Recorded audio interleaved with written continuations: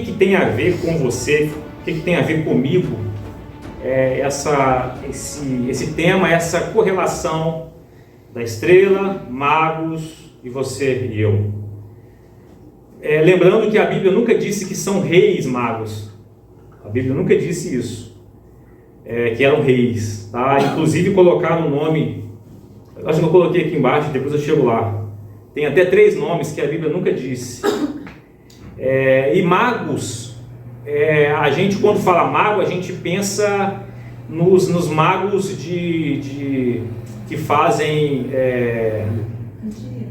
magias, né? Magias, obrigado. Estava tão próximo de mim, mas obrigado que eu não encontrei. Não, podem ser sábios, pode ser traduzido também por sábios. Eles estudavam os astros e eles estudavam as profecias. Não eram astrólogos, tá? Astronomia é diferente de astrologia. Não é um astrólogo, mas eles estudavam os astros. Eles queriam obter conhecimento do universo desde aquela época. E eles também estudavam profecias, e a gente vai ver por que eles estudavam, como o texto deixa bem claro. Então tá lá, gente, em Mateus capítulo 2. Se você puder abrir sua Bíblia e deixar, vai ser importante depois para você entender algumas coisas que depois eu vou citar, eu vou voltar, né? Mateus capítulo 2. Mateus capítulo 2. Eu vou passar aqui também, mas depois eu vou tirar, né? E seria bom você depois consultar, caso fosse necessário, tirar alguma dúvida. Diz assim o texto, Mateus capítulo 2, a partir do verso 1. Jesus nasceu em Belém, na Judéia, durante o reinado de Herodes. Por esse tempo, alguns sábios das terras do Oriente chegaram a Jerusalém e perguntaram: onde está o recém-nascido rei dos judeus? Vimos a sua estrela no Oriente e viemos adorá-lo. Ao ouvir isso, Ao ouvir isso,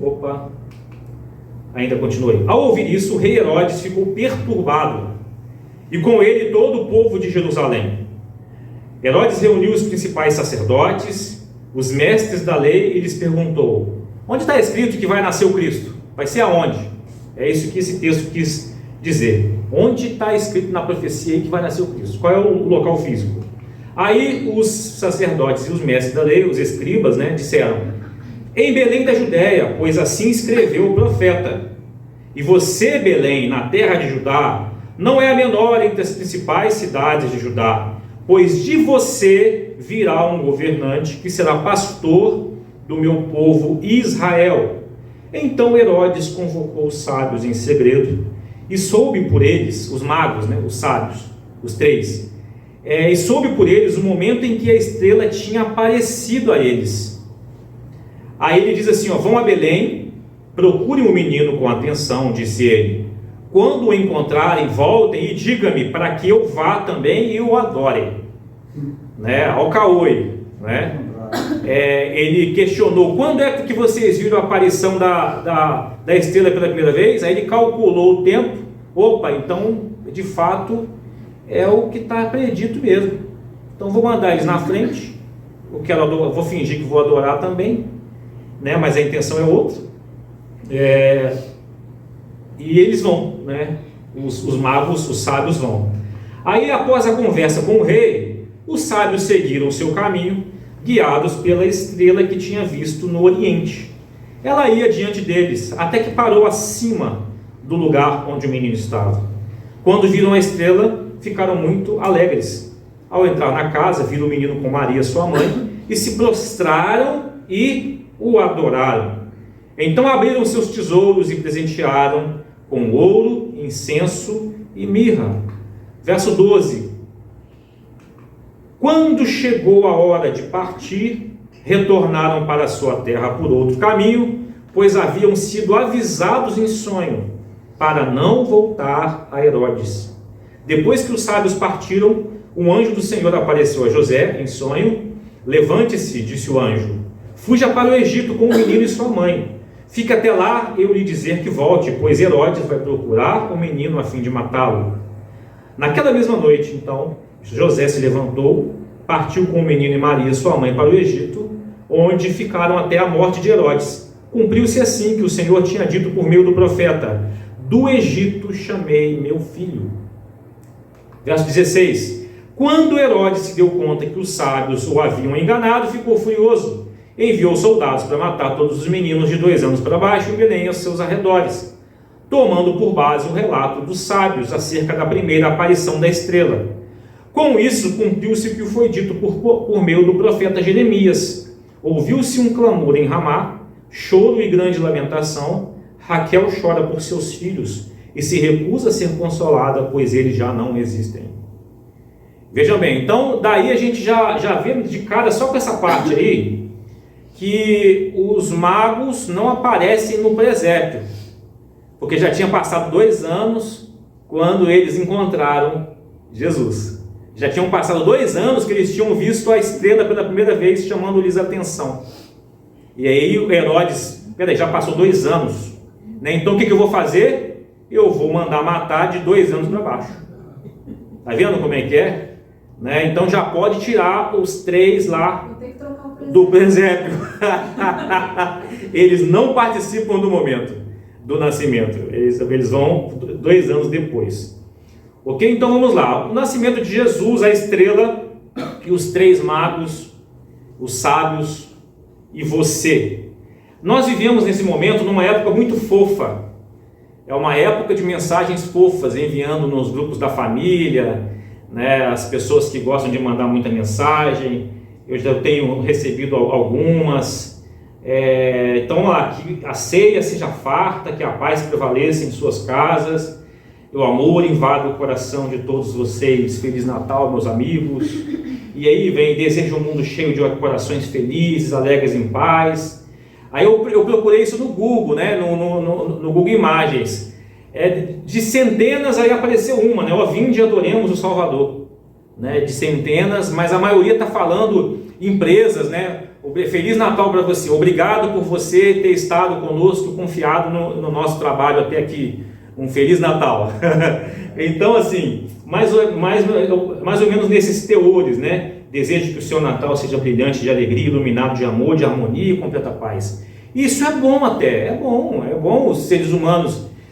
A gente vive às vezes com raiva um do outro o ano inteiro, chega no final do ano, manda mensagem fofa uns para os outros, né? Psicologicamente até não é ruim não, né? A empresa mandar você foi muito útil para mim, parabéns, Feliz Natal, né? Então, assim, mensagens fofas, mas a gente vê que o cenário que Jesus nasce não é nada fofo, Israel debaixo do jugo do Império Romano, Herodes, o rei que não queria perder o trono, porque o Messias fala que ele reinaria, as profecias falam, né? Melhor dizendo, mas Mateus descreve Jesus não apenas como um simples nascimento de um homem, mas como o Messias prometido nos profetas. Se você observar o início de Mateus, capítulo 1 e capítulo 2, ele fala o tempo todo como disseram os profetas, como está escrito nos profetas.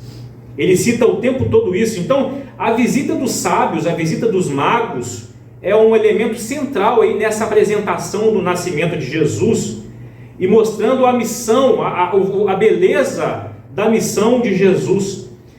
Quando Mateus usa os magos como protagonistas aí nesse contexto, né, da vinda de Cristo, do nascimento de Jesus, os magos que vieram do Oriente, provavelmente da Babilônia ou da Pérsia, eles simbolizam o quê? As nações buscando a Deus, as nações reconhecendo que a salvação vem de Israel, mas há implicações para o mundo inteiro. Não está apenas aqui acontecendo, no texto que a gente leu, apenas um relato histórico seletivo, né? Mas também está apontando para cumprimento das profecias. Isaías capítulo 60, verso 3 diz assim, ó: as nações virão de caminhar até a presença da tua luz. As nações irão te procurar. Olha que sensacional, né? Quando as pessoas ficam chateadas, eu não vou comemorar Natal porque os pagãos comemoravam ao Deus Sol, dane-se o Deus Sol. O Criador do Sol, que esteve diante de toda a criação, ele não pode deixar de ser lembrado, e o Deus Sol ele não pode deixar de ser suplantado ou ofuscado pelo nascimento daquele que é a luz para as nações, que conforme foi profetizado por Isaías. E aí o ponto teológico importantíssimo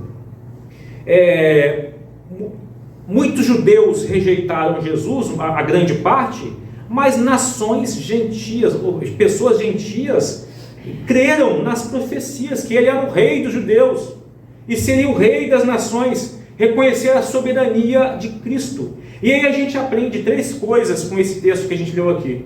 A primeira coisa é que, já adiantei a segunda, então espera aí.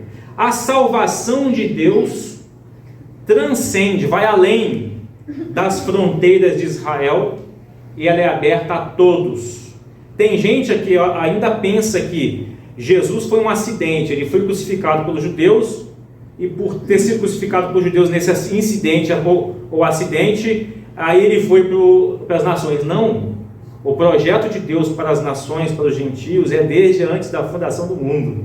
Primeiro, claro, que ele ia nascer como um judeu, viria para os judeus, mas o objetivo era atingir a nós, aos brasileiros inclusive, né? Aí no verso 2 diz assim, os magos: onde está o recém-nascido rei dos judeus? Falando isso para quem? Para Herodes, que era o rei da época. Que doideira! Assim, naquela simplicidade, eu acredito que foi simplicidade, não foi provocação. Eu acredito que foi simplicidade. Eu acho que eu faria a mesma coisa diante do rei da época. Eu ia falar assim: cadê o rei que nasceu? Eu ia falar isso. Vimos a sua estrela no Oriente e viemos adorá-lo. Falou para Herodes, o rei atual, o rei político atual. Eles viram a estrela. A estrela não é um simples fenômeno astronômico, ou seja, de estudo de astros, mas é um símbolo de orientação divina para aqueles 3 homens. Leva-os para Jerusalém, depois a Belém, e o surgimento dessa estrela é uma intervenção de Deus na história, mais uma vez, a fim de revelar o Messias, ou o Cristo. Messias e Cristo é a mesma coisa. Messias é na linguagem no hebraico e Cristo no grego, que significa ungido para uma missão. Então, nesse gesto dos magos, dos sábios, em buscar o rei para adorá-lo, representa que a adoração ao Cristo como Messias, não apenas pelos judeus, não foi planejado apenas para os judeus, foi planejado também para todas as nações. Então a gente aprendeu que a salvação de Deus foi além das fronteiras, é aberta a todos.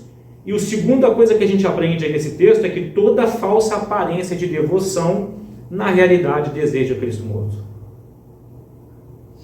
No contexto da época, Herodes era crente. Por que você está falando que ele era crente? Porque ele tinha a lei de Moisés, ele construiu o templo maravilhoso. O templo era magnífico, que os discípulos ficavam espantados, falavam para Jesus: Jesus, olha a beleza dessas pedras. Herodes era um crente, mas com uma aparência de falsa devoção. O mais importante para ele era o status do que o Messias vivo. O mais importante para ele era o poder do que o Messias vivo. O mais importante para ele era o conforto do que o Messias vivo. No verso 7, se você está aberto aí a sua Bíblia, Herodes convocou os sábios em segredo, soube por eles o momento que a estrela tinha aparecido, ou seja, calculou, apareceu lá 2 anos atrás. Vão a Belém então, procure o menino com atenção, quando encontrarem, volte e diga-me, para que eu vá também e adore. Coisa nenhuma. Herodes estava bem de vida, poder, riqueza, status de rei, só prestava conta para o Império Romano, para mais ninguém. O Império Romano tinha uma certa dava uma certa liberdade para ele. Aí o verso 3, quando Herodes ficou perturbado, reuniu os principais sacerdotes e foi estudar a Bíblia, foi estudar as profecias e perguntou: onde está escrito que vai nascer o Messias? Conheceu a Bíblia? Aí eles falaram: está escrito aqui na Isaías que vai ser Belém da Judéia, pois o profeta escreveu: ó Belém, na terra de Judá, você não é cidadezinha qualquer, de você virá o Messias, o governante para pastorear o povo de Israel. Então Herodes, o crente, a gente aprende com ele o seguinte, que a cegueira espiritual, religiosa, é tão perigosa que torna possível alguém buscar nas Escrituras conhecimento, conhecer profecias, crer no cumprimento das profecias, mas odiar o seu cumprimento. Eu ia colocar aí embaixo Edilson Silva embaixo. Aí quando eu ia colocar meu nome, né, porque eu formulei, aí eu lembrei que não sou eu que disse isso, já está explícito nas Escrituras, né? Está explícito nesse texto. Então não sou eu, as Escrituras que disseram, então eu tirei o meu nome. Porque o texto do verso 16, se estiver aberto a sua Bíblia, quando Herodes se deu conta de que os sábios foram embora, haviam o enganado, ele ficou furioso. Enviou soldados para matar todos os meninos de 2 anos para baixo em Belém e seus arredores, tomando por base o relato dos sábios acerca da primeira aparição da estrela. Cristo vivo, diante de uma aparência de devoção que é falsa, Cristo vivo incomoda, porque a presença de um Messias, um governante vivo, me torna, na minha consciência, imprescindível eu ter que submeter ao seu governo, ao seu reinado, à sua autoridade, à sua palavra, à sua lei. Então, eu sendo religioso e estou confortável na minha vida de religioso, no fundo, se eu não obedeço a Cristo, se eu não vivo a sua palavra, se eu conheço a Bíblia de fora a fora, de capa a capa, se eu creio que as profecias se cumpriram, porque se você abrir um livro de história, você vai ver que profecias do Antigo Testamento se cumpriram. Pega qualquer livro de história e acompanha os acontecimentos no Antigo Testamento, a vida de Cristo, o que aconteceu com Israel, o que Israel está passando hoje, você vai ver que as profecias se cumpriram. Mas o Cristo vivo, ele me incomoda e me pesa na minha consciência a eu tomar decisões, a eu submeter a minha vida ao seu governo. Então, num sentido metafórico, né, muitas vezes, muitas pessoas preferem o Cristo morto do que ter alguém para ser rei, mas submeter a esse rei vai me fazer mudar o meu status, vai me fazer tomar posturas diferentes do que eu já tenho tomado atualmente. Então a cegueira espiritual é tão perigosa que é possível carregar uma Bíblia num aplicativo debaixo de braço, ler profecias e ficar maravilhado, buscar nas Escrituras, acreditar, mas odiar o Cristo vivo, o cumprimento do Cristo vivo. Edilson, Oi. eu acho que a cegueira espiritual é tão alta também, tão grande, que Jesus estava nascendo ali no meio da gente, no meio dos sacerdotes, no meio dos estudiosos da lei, e eles não estavam se dando conta. A gente não presta atenção, tem um Cristo nascendo aqui agora, e tem alguém precisando de mim aqui agora, e tem uma pessoa passando fome da minha rua, do meu lado, Porque Cristo fala, há um desses que vocês fizeram, vocês estão fazendo a mim, né? Fazendo uma outra menção. Deus está nascendo ali, no meio deles, e precisou ver gente do Oriente, 2 anos depois, para tocá-los de que tinha já acontecido, já tinha acontecido. A cegueira era tamanha que 2 anos praticamente passados é que eles são acordados, despertados por gente de fora. E Deus se revela a eles também em sonhos, não é só os crentes da época da vez, os iluminados da vez, não. Deus fala com eles, ó, não volta até Herodes. A cegueira nossa hoje é tão parecida ou maior que a gente tem as escrituras que o povo da época. A diferença é que a gente tem as escrituras dizendo que já se cumpriu essa profecia, né? Sim. Eles ficaram sabendo que cumpriram naquele momento. Mas assim, quando Jesus vem, quando eu disse que Jesus quando nasceu não veio na época fofa, porque imagine o que Maria passou, inclusive, no conceito social da época, como ela foi esculachada socialmente e moralmente por ter ficado grávida antes do casamento, né? Que a gente sabe muito bem que está revelado que foi um nascimento pelo poder do Espírito. Irmãos, Cristo vive. Amém. Glória a Deus. Cristo nasceu. Você está feliz porque Cristo nasceu? Você está feliz porque Cristo vive? Se está feliz, submeta-se ao governo de Jesus. Submeta-se ao Messias, ungido para governar. Submeta a sua palavra. Olha para o que ele falou. O Paulo André citou aqui um texto que ele falou em Mateus, se não me engano, 25. Quando você fizer a alguém, você está fazendo a mim. E obviamente, quando a gente vê o sentido pleno das Escrituras, do Evangelho, faça, leva o pão, leva a água para os pequeninos, obviamente, anuncie que eu nasci. A gente vai ver mais à frente, está chegando. Terceira coisa que a gente aprende, irmãos, Jesus promove esperança e sofrimento. Vai depender da minha e da sua expectativa. Vai depender. A Bíblia aí, ó, capítulo 2, verso 17. Quando Herodes mandou matar os meninos de 2 anos para baixo, cumpriu-se o que foi dito por meio do profeta Jeremias, que é o capítulo 31, 15 de Jeremias. Ouviu-se um clamor em Ramá, uma cidade, choro e grandes lamentações.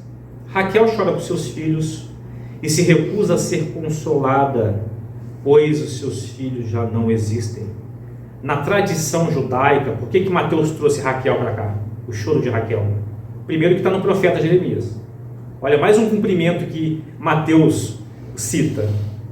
Porque Jeremias 31,15 está dizendo o seguinte: o povo estava cativo na Babilônia. Então a história bíblica é o seguinte: em Êxodo eles estão escravizados no Egito. Deus tira do Egito, passa pelo deserto, tem que desenrolar tudo e leva para uma terra próspera.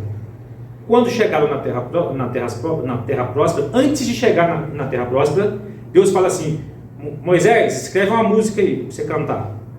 Você vai cantar para o povo, vai reunir o povo, você vai cantar. Deuteronômio 30 e 31, tá a música lá. E Moisés canta mais ou menos assim: Deus cuidou de vocês, Deus pegou vocês tudo largado, em outras palavras, parafraseando, tirou vocês, salvou vocês, limpou vocês, fez vocês tudo bonitinho, deu tudo de bom para vocês, mas vocês vão abandoná-lo lá na frente. Moisés cantou antes de morrer: o coração de vocês irão a falsos deuses. E aí, aí Moisés, ele, no contexto em Deuteronômio diz, ó, depois de mim Deus levantará um profeta para vocês, está falando do Cristo. Aí Moisés morre, aí vem o período do rei, dos juízes. Aí o primeiro rei foi Saul, né?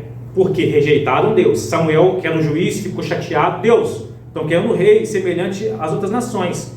Aí Deus falou para ele assim: não fica triste não, cara. É o seguinte, eles não estão rejeitando você, estão rejeitando a mim. Dei rei para eles. Aí veio Saul, deu no que deu. Aí veio Davi, veio Salomão. Salomão morre, Roboão começa a fazer lambança administrativa, mais imposto, mais opressão no povo. O que acontece? Divide o reino. Reino norte se chamou Israel, 10 tribos, e o sul, Judá e Benjamim, 2 tribos. Judá era muito grande, Benjamim bem pequenininho, então ficaram norte e sul.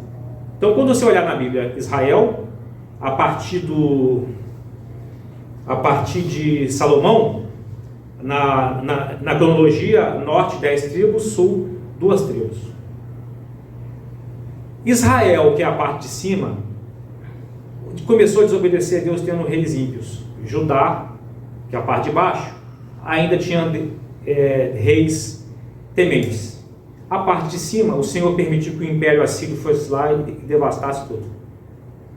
Deus avisou, usou profetas. Oséias foi um, por exemplo. Na parte de baixo, Judá, depois que vieram os reis tementes, Deus está avisando: vocês vão ser disciplinados, vocês vão perder essa terra, eu vou acabar com esse templo, né? Eles não acreditaram nos profetas. Deus envia a Babilônia, vai lá, queima tudo, pega os ouros do templo, leva embora, faz um estrago total. Aí os mais nobres foram levados cativos para fora da cidade, para a Babilônia. Aí eles ficavam chorando lá, chorando: eu quero minha terra, eu quero o templo. Aí o profeta Jeremias falou: vocês estão de fato, é como Raquel, na tradição judaica, é mãe de José e Benjamim. Benjamim que estava na parte de baixo, que é Judá, junto com Judá, Reino do Sul. Raquel, então, quando é citada por Mateus, é símbolo de sofrimento. Uma mãe que sofre dores de parto e morre com dificuldade no parto. E ficou na tradição judaica como o símbolo, uma mulher que sofreu para dar luz, mas morreu. Então, quando Mateus usa Raquel como símbolo, ele trata em paralelo do sofrimento passado de Raquel, de Israel cativo por Babilônia, e Israel sofrendo quando veio o Messias e Herodes mandou matar todos os meninos de 2 anos para baixo. Imagine a dor do nascimento do Messias. Aí a gente acha que tudo é fofinho, né? Tudo fofo. Mas Jesus, o contexto do Messias, veio inclusive promover sofrimento. Crianças morrendo, mães chorando, pais lamentando, irados.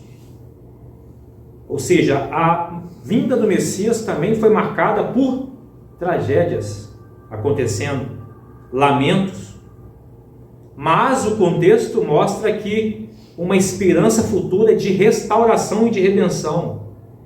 Quando Raquel morreu ao nascer Benjamim, ela deu um nome para ele. Era comum dar nome no nascimento. Esperava até o parto para ver qual era o nome. E o nome tinha significado do contexto, do cenário. Era muito comum lá no Oriente. Hoje a gente dá nome de Michael Jackson, dá nome de Enzo, né? Depende da moda do ano, né? Todo ano sai lá quais foram os nomes mais dados, né? Depende da novela, do ator, né? Do cantor, aí começa a dar nome. Mas lá no passado o nome tinha significado, né? Quem? Michael Suel e tal, né? Então o nome tem significado. Ela chamou assim, Raquel, que sofreu muito e ficou símbolo de sofrimento. Israel chamou o filho de Benoni antes de morrer. Benoni significa filho da minha dor, refletindo esse sofrimento de parto intenso que ela teve antes de morrer. Benoni.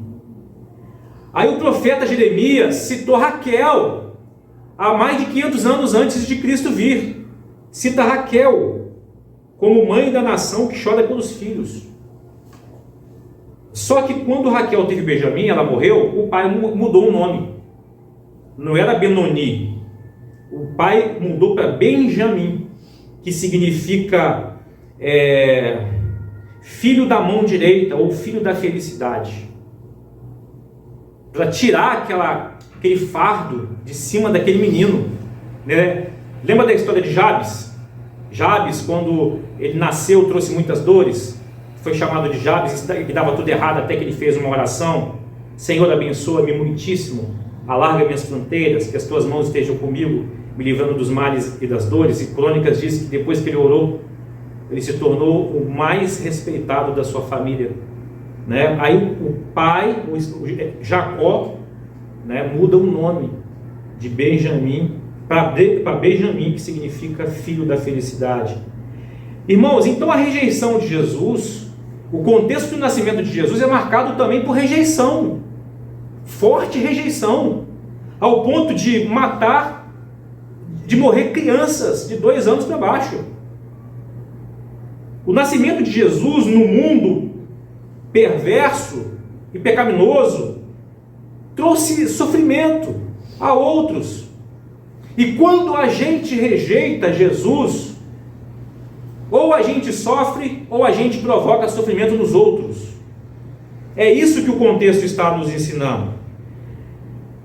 Quando a gente rejeita Deus, né, ou a gente sofre e também a gente provoca sofrimento nos outros. Ou seja, toda a promoção de sofrimento possui como base a rejeição a Deus. A rejeição a Deus. Mas por outro lado, desejar o nascimento do Rei dos Reis, do Rei dos Judeus, que seria o Rei das Nações, dos gentios também, é promover esperança e felicidade. No verso 9, aí de Mateus capítulo 2, após conversar com o rei, os sábios, depois que conversaram com Herodes, seguiram o seu caminho, a estrela parou em cima onde Jesus estava, e eles entraram na casa, encontraram o menino com a sua mãe, se prostraram e o adoraram. Olha só, no meio de Israel, o povo escolhido para ser nação sacerdotal do mundo, estrangeiros foram os primeiros a adorarem diante de Jesus. Isso é espetacular, gente. Isso é espetacular. E numa das profecias que eu me lembrei aqui agora, que disse que Deus provocaria ciúme deles, dos judeus que se achavam os bonitinhos, por causa dos gentios, os primeiros que adoraram a Jesus, entregaram seus presentes, ouro, incenso e mirra. Então Jesus nasceu e a grande parte de Israel falhou em reconhecer esse nascimento. Conforme o Paulo André disse muito bem aqui, foi necessário vir gente de fora para fazê-los abrir as escrituras e ver, de fato está falando que é em Belém mesmo. E eles acreditaram. Herodes acreditou que estava se cumprindo ali, tanto que ele ficou irado quando os sábios não voltaram.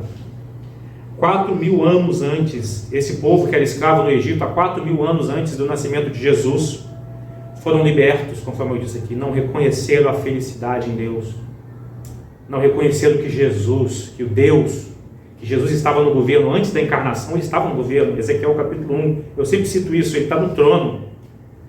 Não reconheceram o governo de Deus.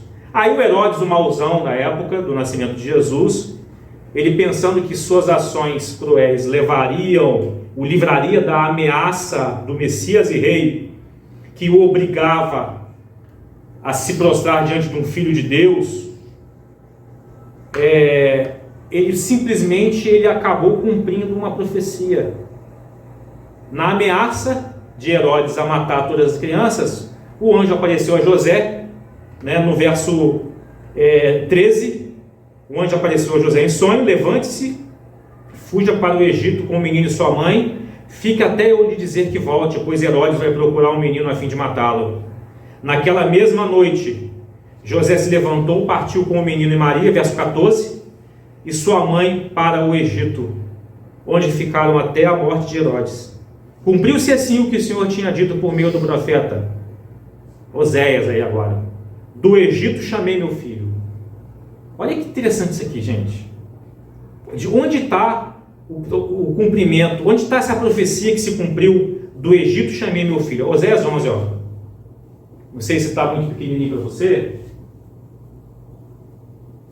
O texto diz assim, quando Israel era menino, eu o amei, e do Egito eu chamei meu filho. Mas quanto mais o chamava, mais ele se afastava de mim. Oferecia sacrifícios às imagens de Baal, queimava incenso aos ídolos. Eu ensinei Israel a andar, conduzindo pela mão, mas ele não se deu conta. de que era eu quem dele cuidava. Guiei Israel com meus laços de amor, tirei o jugo do seu pescoço. Estava escravizado, né? Eu mesmo me inclinei para alimentá-lo. Deus serviu Israel. Mas por que meu povo não quer voltar para mim? Voltará para o Egito e será obrigado a viver na Síria. Quando o texto diz, em outras palavras, né, de Oséias aqui, quando Israel era menino, eu o amei, a gente vai entender por que Jesus, por que se cumpre aqui uma parte em Jesus. Jesus refez o caminho a partir do Egito de Israel. Olha que coisa profunda aqui nesse texto de Mateus capítulo 2. Jesus refez, toda a história começou a partir do Egito. Então, Jesus foi lá para o Egito para refazer o caminho, para nos ensinar, ao contrário de Israel, que partiu do Egito e não reconheceu a aproximação de Deus, não fez uma devoção sincera a Deus, não tinha gratidão. Olha só, gente, eu chamei de meu filho, quanto mais o chamava, mais se afastava de mim. E a outros deuses, ensinou Israel a andar como uma criança. Uma metáfora. Não reconheceu dependência, não teve gratidão, não reconheceu o cuidado, não reconheceu proteção amorosa, não reconheceu a liberdade. O verso 4, guiei Israel com meus laços de amor, tirei o jugo do seu pescoço. Jugo é aquilo que coloca para trabalhar igual um escravo, um boi, trabalhar igual um escravo. Deus tirou para dar liberdade. Deus deu liberdade a Israel e Deus serviu. Eu inclinei para te alimentar. Deus deu comida na boca. E literalmente, né, caía do céu. Literalmente. E Jesus faz o caminho então de Israel, do Egito. Jesus faz esse caminho de volta. O texto depois diz que José voltou com Jesus e ficou em Nazaré, no lugar mais pobre, o pior lugar para que não houvesse. Herodes já tinha morrido, o filho tomou posse. Aí qual a estratégia? Ir para um lugar, o pior lugar do mundo, onde ninguém desconfiaria que o Messias estaria. Nazaré. Não é um exemplo hoje aí. É melhor não falar, né? Senão as pessoas podem ficar chateadas. Melhor não falar. Nazaré. E assim ele cresceu em Nazaré. A aplicação prática, depois de todo esse conhecimento que a gente teve aqui. O que você e eu conhecemos sobre Jesus? Herodes abriu a Bíblia junto com os estudiosos, aprendeu das profecias. O que você já sabe? Sabe tudo? Sabe nada? Sabe só teoria? E se sabe, a pergunta é: quem governa? É ele ou você? Quem governa a sua vida? Ele ou você? Ele ou você? Quando Herodes soube que seria rei, né? O Paulo André disse que é a Alessandra que governa a vida dele. Quem governa a sua vida? Porque se a gente tem a síndrome de realeza e de governo da nossa vida, a gente faz o que quiser, a gente não presta contas a Deus, a gente não pergunta a Deus qual é a sua vontade, a gente não segue seus mandamentos e a gente não vive como um povo de Deus. Como um povo. Se você olhar as Escrituras, após os patriarcas, Deus trabalha com indivíduos até os patriarcas, porque há um projeto de formação de um povo. A descendência dos patriarcas vai para o Egito, aí começa a se tornar povo. A partir daí, a partir do Egito, é povo, não é mais indivíduos isolados. Povo. Aliança com o povo. Igreja não é placa, igreja não é CNPJ, igreja é povo. O que significa igreja? Povo. Por quê? Do grego, eclésia é reunião de pessoas, uma assembleia. Povo. Você conhece sobre Jesus mesmo, ele é o seu rei? Se ele é o seu rei, você está imerso num povo. Você faz parte do povo de um governo. Jesus não governa em indivíduos.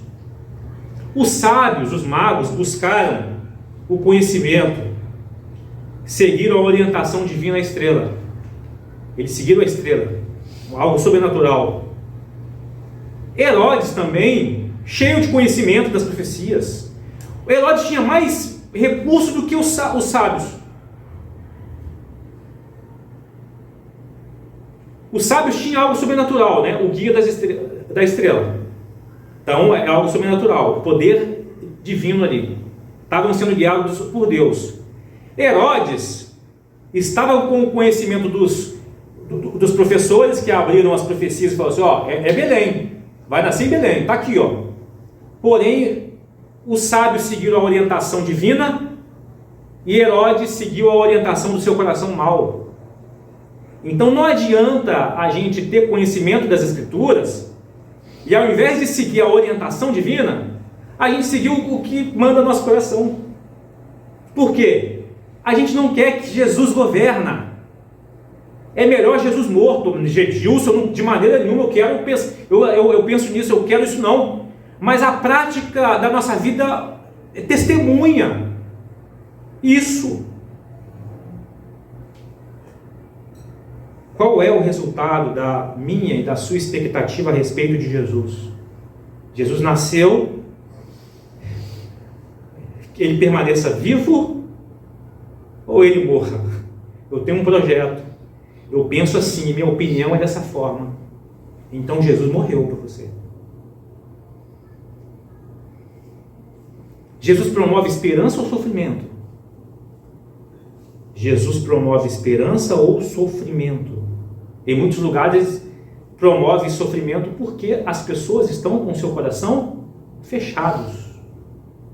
Não são guiados pelo Espírito de Deus. Qual será o resultado da sua expectativa a respeito de Jesus? Agora é pessoal, você e Jesus. Se Jesus nasceu, qual será a sua expectativa no futuro? Esperança ou sofrimento? Mas se você governa a sua vida por conta própria e não obedece os mandamentos de Jesus, o resultado da expectativa deve ser o sofrimento, que ele virá como juiz. Aí a estrela levou os magos ao Messias, irmãos, eu já estou terminando, tá?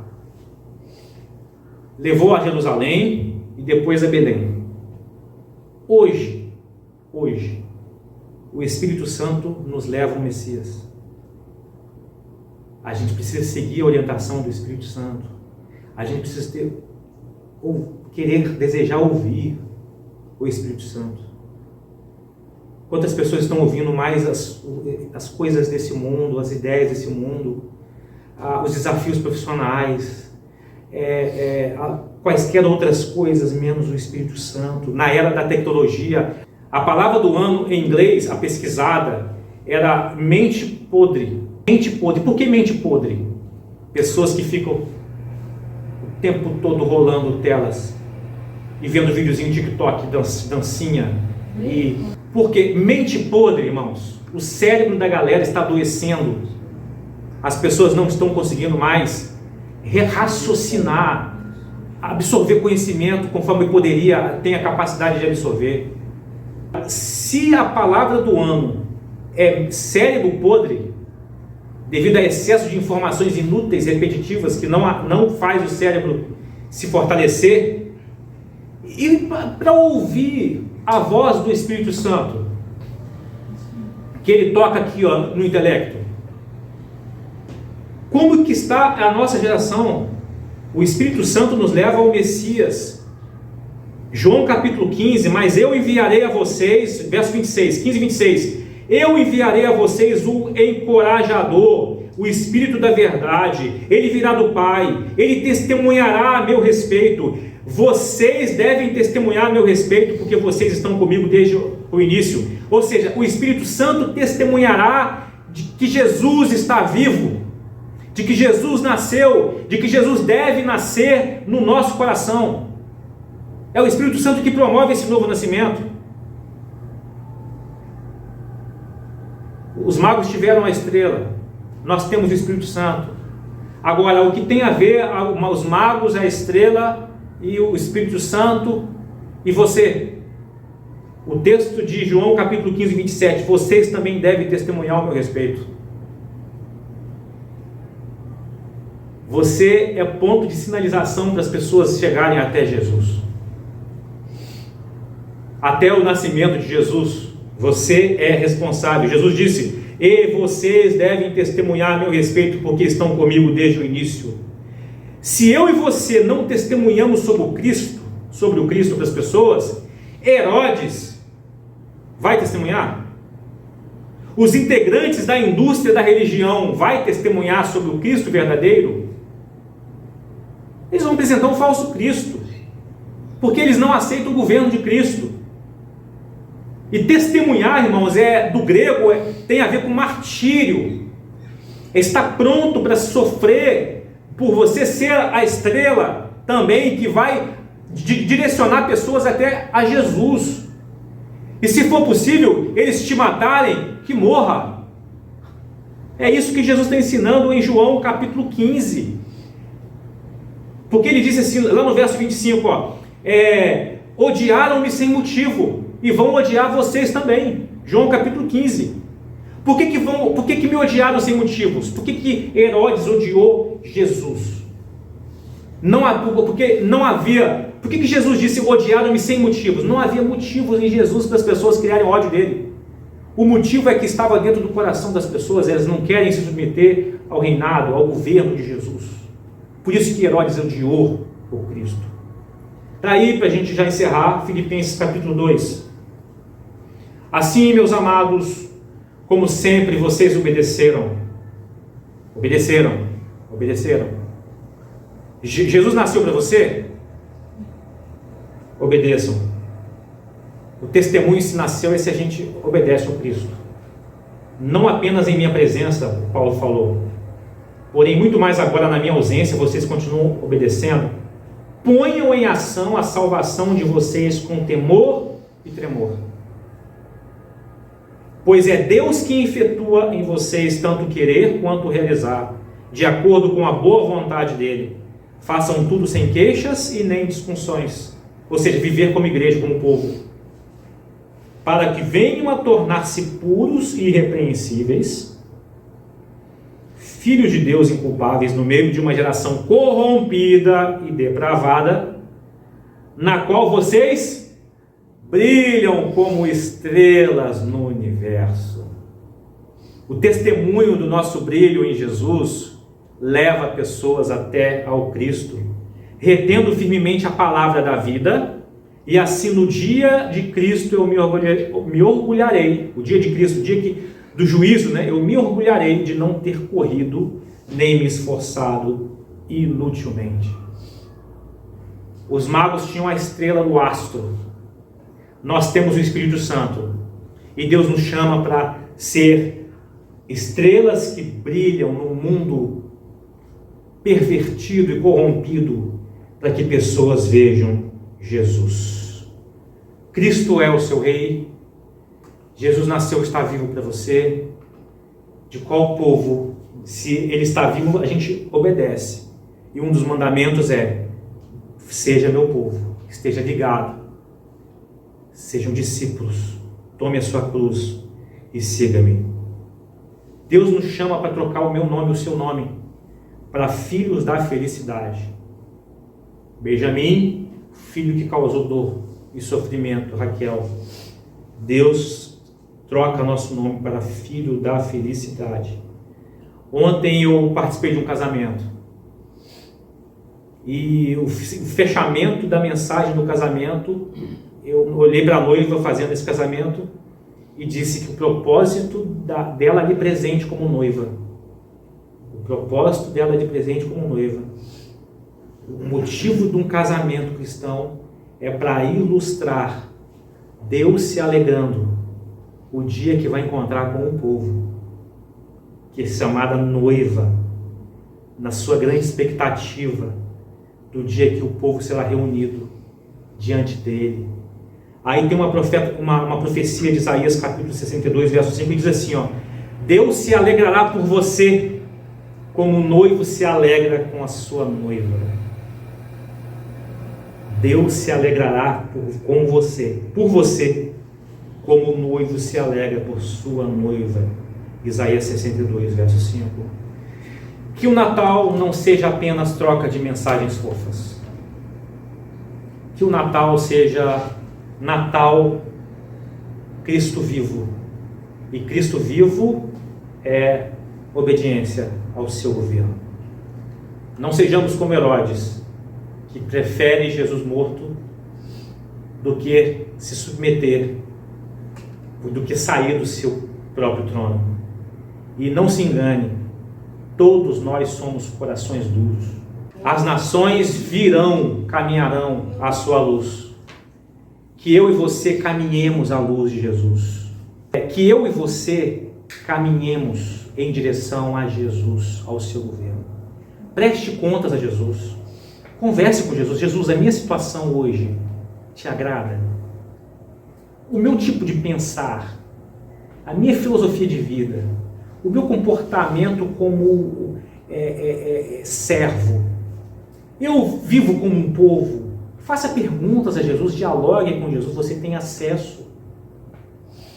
E aí, pelo milagre de Deus na nossa mente, que não pode ser podre para ouvir a mensagem do Evangelho, e ainda bem que salvação é milagre. Se fosse depender da nossa mente, a gente não seria salvo. Se fosse depender da gente abrindo Bíblia toda hora, a gente ia rejeitar ainda, mesmo assim, conforme Herodes rejeitou. Peça ao Senhor milagre na sua vida, se for o caso, para que Ele nasça no seu coração e você se posicione em obediência aos mandamentos do Senhor. Ah, mas Ele quer que seja perfeito? Não, você não vai ser perfeito. Mas simplesmente a intencionalidade de agradar o Rei faz toda a diferença se a gente testemunha que Cristo vive ou não. Herodes era o crentão, tinha as escrituras, tinha professor particular. Ele mandava nos professores, inclusive, era chefe, rei. Cristo, ele queria Cristo morto. Vamos orar. Deus, estamos diante do Senhor. Conforme Apocalipse deixa bem claro, o Senhor disse que conhece as nossas obras. A gente comemora o Natal. A gente comemora a luz que os gentios procuraram. Que lindo essa história, Senhor. Que lindo. Que lindo o Evangelho. Que lindo como as coisas se interligam de uma maneira perfeita. O Senhor é apresentado como a luz em que as nações dos gentios procurariam, e aconteceu por os primeiros a se adorarem. Ó Deus, e nós? O Senhor sabe que a gente comemora o Natal. O Senhor nos vê comemorando o Natal, mas só o Senhor sabe se dentro de nós o Senhor está vivo ou não. Deus, que essa noite seja uma noite de reconciliação, se for necessário, de confissão, de perdão pelos pecados, de libertação, ou de gratidão. A gente viu que o filho foi para o Egito para cumprir uma profecia de que Israel, que foi tirado do Egito, não reconheceu, não foi grato, porque Deus cuidou como uma criança, deu alimentação, serviu, sustentou, protegeu, deu toda a atenção. Quantas vezes nós nos esquecemos do que Deus já fez na nossa vida? Obrigado por mostrar que Jesus fez o caminho do Egito até a cruz, e da cruz até o trono, que está exaltado sobre tudo e sobre todos. Então, Senhor, que o nosso coração se dobre, faça milagre em nosso coração. Espírito Santo, opera em nosso coração, para que a gente obedeça ao Rei. A gente obedeça ao Rei. A gente se prostre diante do Rei, imperfeito do jeito que somos, mas que a gente tenha a intencionalidade de ser discípulo, seguir a Jesus ouvindo a sua palavra. Então, Senhor, por favor, perdoe nossos pecados, restaure aqueles que precisam ser restaurados. Adoremos ao Senhor como igreja nessa noite.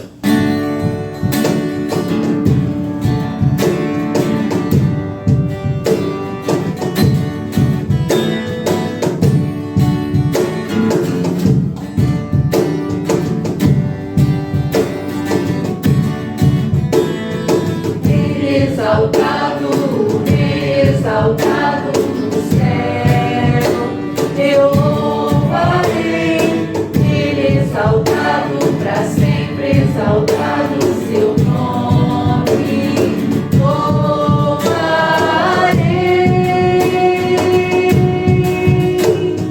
Ele é o Senhor, sua verdade vai sempre reinar.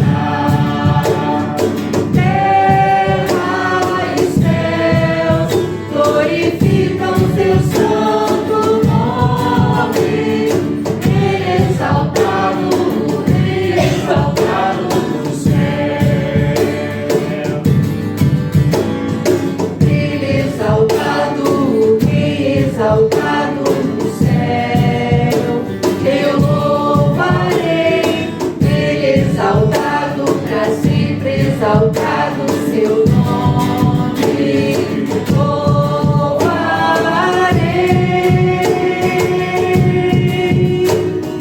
Ele é o Senhor, sua verdade vai sempre reinar.